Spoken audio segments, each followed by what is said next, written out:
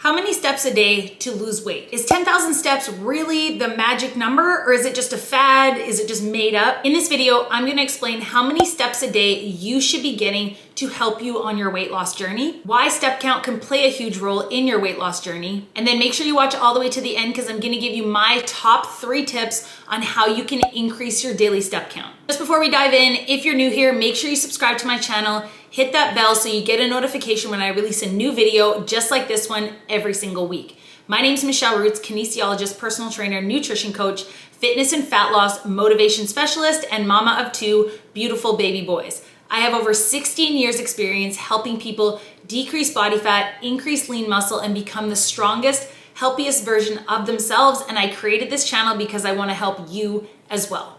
If you find the video helpful, make sure you give it a like and leave me any questions in the comments below. I'm always happy to help. So is 10,000 steps a day the magic number? Should every single person in the world be hitting a minimum of 10,000 steps a day if they have a goal of weight loss? Before I answer that specifically, I'm gonna break down why 10,000 steps became the magic number all of a sudden out of nowhere. Everybody has to hit 10K steps. So the science and the reasoning behind it is technically if you are wanting to lose weight and you're wanting to eat less, move more. So technically, when someone is walking about 10,000 steps a day, the average person, again, this depends on every single individual is different, might burn between 400 and 500 calories extra every single day. And the science explains if you want to lose 1 pound of fat, you need to displace about 3,500 calories. So when we were looking at walking 10,000 steps a day, 500 calorie deficit every single day for 7 days, that would put you at weight loss of 1 pound per week in a perfect world. Now here is the problem that I have with this 10K step number. Just like everything else, if you are currently getting about 2,000 steps a day, but you're eating in a calorie deficit and you're hitting your macros, you're hitting your protein, maybe your strength training as well, but you have a desk job. So on top of your strength training workouts, you're only hitting about 2,000, 3,000 steps a day. I don't think you necessarily have to jump to 10,000 steps every single day. I think what would benefit you if you are in this scenario would be to go from 2,000 to 3,000 steps. Maybe I'm gonna try and hit 5,000 steps a day consistently for the next 2 weeks. And then once you are able to consistently hit your 5K steps a day, we're now gonna increase that to 7K steps. You're gonna slowly increase in that way. You can also, just like we do with our calorie deficit, and look at our calorie count over the week versus every single day being perfect. If you set a goal for yourself to hit 5,000 steps a day, we then look at that over the course of 7 days. So 5,000 steps a day over the course of 7 days is 35,000 steps. So maybe one day you're gonna hit 8K, one day you're gonna hit 2K, maybe one day you're gonna hit 4K. Of course, best case scenario, you are getting your 5,000 step goal every single day, and that's gonna help motivate you, but you don't have to beat yourself up if one day you hit 4 and then the next day you hit 7. You wanna try and look at it over the course of a week. So to answer the question, is 10,000 steps the magic number that every single human should hit if they were looking to lose weight? Absolutely not. This number is just kind of a number that I guess someone threw out there.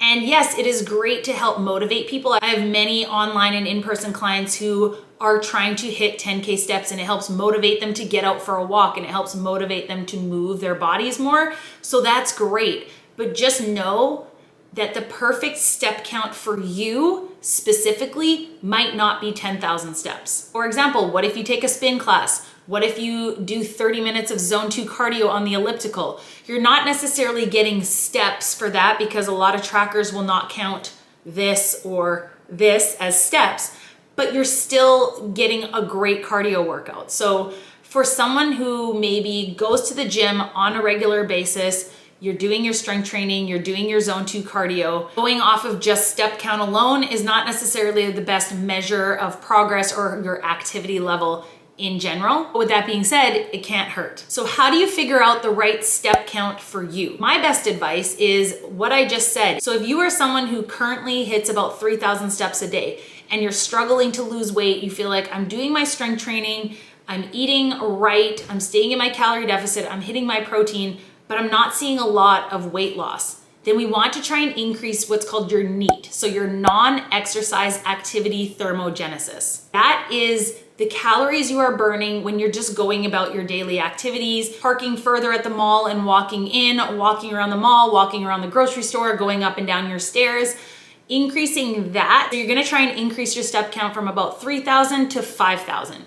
And then if you're hitting that consistently, see what it does, see how you're feeling. That's gonna give you about an extra 150 to 200 calories burned every single day, and that continues to add up. Once you're hitting 5K consistently, then you can increase it to 7K or 6K, whatever you feel comfortable with and that you can hit consistently. But again, you can take that goal and spread it over the course of a week. So if you know you're off work on Tuesdays, Thursdays, and Saturdays, you have more time to go to the gym and walk on the treadmill, or you have more time to get outside for a hike or go for a walk around the neighborhood, you can increase your step count on those days, and then you know the days that you work, your step count might be a little bit lower, so you can still hit your weekly step count goal. So that brings us into the second part of this video as to why people talk so much about step count and why step count is so important. I made a video all about this already as to why walking is one of the most underrated weight loss and fat loss tools out there. It's something that is often forgotten or overlooked because it seems too easy.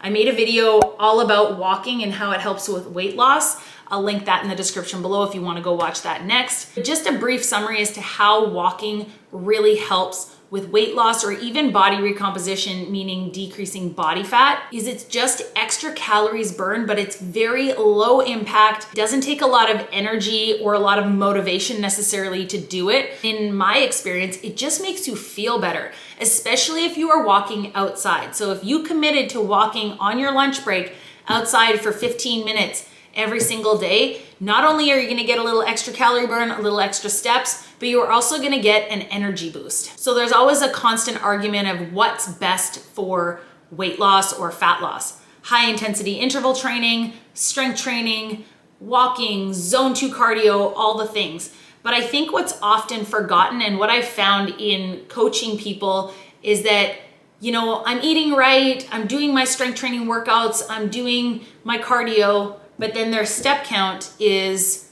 2,000 steps a day. So what I always say is before we take away more calories and before we add more workouts and longer workouts and more cardio, let's just try and increase your daily step count and see what that does. In order to increase our daily calorie burn and over the course of a week, increase our overall calorie deficit for the week. If you are eating the same amount of food, but you're moving more, you're gonna put yourself in a steeper calorie deficit without having to take away more calories or starve yourself. Just by walking and just by moving a little bit more, say 30 minutes a day, that might be 200 to 300 calories more burned over the course of a week, over the course of 2 weeks, over the course of 3 weeks. Those calories really start to add up, and that's when you might start to actually see results. So again, this is just another tool we use. It's not the be all and end all, but it is another tool we use to increase your calorie burn, help you feel good. And what I often say is, personally in my experience, is it takes a lot of mental strength to do a high intensity interval workout. You need to be mentally prepared, and it's a lot harder to stick to that consistently. You have to be in the zone if you're gonna really push yourself that hard. Often same with your strength training workouts. But if you are just walking, you're not gonna be super hungry like you might be after doing an interval workout or a strength training workout. So you're not gonna necessarily need more calories to just walk. One thing that I noticed personally in my own body is before having kids, I used to do strength training and I used to do high intensity interval training. And then my steps were more so just being a personal trainer and being on my feet all day, but I rarely just went for a walk. It was very, very rare. But now I have 2 kids and I have a reason to put kids in the stroller, on their bikes, on their scooters. In the summer, we are out every day. I'm walking my son to school and dropping him off, and I'm really focusing on getting outside, of course, because it's good for my kids as well to get fresh air. So adding in the extra movement and adding in walking into my entire training regimen, I feel like was the kicker in really helping me lean out and see more results through my strength training. And I'm in Vancouver, BC, and it's pretty cold here, and it has been since the end of October, and it will be till about March. So planning in advance, I was really gonna miss my walking. So I actually purchased this walking pad. It was in the living room for the longest time, I would pick my kids up from school, they would be playing in the living room, and I would just walk in front of the TV or answering emails on my phone, doing whatever I needed to do for about 30 or 40 minutes, walking at a steady pace. The treadmill slides under the couch, or we can lean it up against the wall and tuck it away. And now I've moved it for the basement. Santa brought the kids a bouncy castle for Christmas. So oftentimes they're in the bouncy castle playing. I'm walking on the walking pad for 30 minutes just to get that extra step count, because not only does it feel good and give me an energy boost, again, it's just extra calorie burn when I would just be sitting there watching them play. Many people have been asking me here on YouTube and on Instagram what this walking pad is and where I got it, because I've been showing myself on it a lot. I'll put a link in the description below as to 2 walking pads that I highly recommend if this is something you're interested in looking into to increase your daily step count. Last but not least, as promised, here are 3 tips to help you increase your daily step count. 1, commit to a 15 to 30 minute walk outside every single day, whether it's on your lunch break, whether it's right after work, whether it's in the morning, whether it's walking your kids to school, depending if you live somewhere like me where it's cold and you don't go outside in the winter, we can look at alternative options. But if you live somewhere sunny, you have 0 excuses. Get outside and walk for 15 to 30 minutes a day. Often I put a podcast in and I'm listening to something. If I'm with my kids, I've got one AirPod in one ear, listening to a podcast, other ear, hands on deck with the kids. But it will just help you not only mentally, but it'll help you with that extra little bit of calorie burn. Even if 7 days a week is not doable for you and you're going from 0 walks, maybe look at your schedule at the beginning of the week and be like, okay, Tuesday and Thursday this week, I'm going outside for a 30-minute, 40-minute walk, and start there. And then slowly build yourself up, because you'll realize how good you feel when you get outside for fresh air or when you just move your body. It doesn't have to be super intense. Move at a pace that is comfortable for you and that feels good, and you continue to increase your pace as you get stronger and you feel like you can. In the end, movement is movement. Before I got my walking pad, one thing I used to do, again, after I picked the kids up from school, bring them home, they would be having their snack in the living room, AirPod in, listening to music or a podcast, and we live in a 4-story house, so from basement to top floor. I would literally just walk up and down the stairs. I would set a timer for 30 minutes and be like, okay, I'm just literally gonna walk up the stairs for 30 minutes, up the stairs, down the stairs. I would alternate between every second stair and single stairs and just walk up and down, listening to a podcast or music, whatever you prefer. And my kids knew, they're like, okay, mommy's walking the stairs again. And if they needed me, they know where I am. Get snacks, change diapers, do what you need to do, and then right back into the stairs. So if you live in a house with stairs, that is an easy option and 0 excuses. You go at your own pace. You don't necessarily have to do 30 minutes right out of the gate. I'm gonna walk up and down the stairs for 10 minutes. Tip number 2, walk while you're taking phone calls. If you have a few phone calls to do, whether it's for personal or for work, get up and pace back and forth around your house, up the stairs, down the stairs. Maybe not if you get really out of breath when you're walking up and down the stairs. Maybe you don't want to do that. I'm setting an alarm to get up every hour and a half, 2 hours, 1 hour, whatever is doable for you in your workday is going to help you increase your step count. Every hour and a half, every 2 hours, get up, move around for 10 minutes. Whether you're pacing in your house, you're up and down the stairs, you go outside, get some fresh air for 10 minutes and come back in. Tip number 3, park farther away. If you are going to, well, personally, when I go to Costco, I know that it's gonna be insane. I literally purposely drive to the back because I'm not trying to get in a fight in the parking lot, because I find that people in the Costco parking lot are crazy and fight over parking spots all the time. So I personally drive to the back anyway, park far away, and then you have to walk all the way to Costco, and you're walking all the way around Costco, and then you have to walk all the way back. Then you have to go push your buggy back into the thing. Same with the grocery store, same with the mall. Park farther away. That is gonna slowly but surely increase your daily step count. Housework. I know we don't like it, but honestly, if you are doing housework, that is steps and you are increasing your step count. Remember, that counts as well. And then I guess this can be part of number 3. It could be another tip. I don't know. I only told you I was gonna give you 3 tips, but this one is really helpful as well. One thing I often recommend to my online coaching clients, especially if they're someone who sits a lot at work, after your strength training workouts, try and leave about 10 to 15 minutes to just go walk on the treadmill. Not only is that gonna help you kind of in recovery from your workouts, but it's gonna just help you get a few extra 100 steps, 1,000 steps, depending on how fast you go. And that is the best time to do it, is go do your strength training workout, crush it, lift all the weights, and then try and get 10 minutes, 15 minutes, if you have 30 minutes, depending on how much time you have. Prioritize your strength training, but if you've got some time left over, hop on the treadmill. You can walk on an incline, you can walk flat, whatever you want, and just walk at a steady pace where you feel your heart rate is up.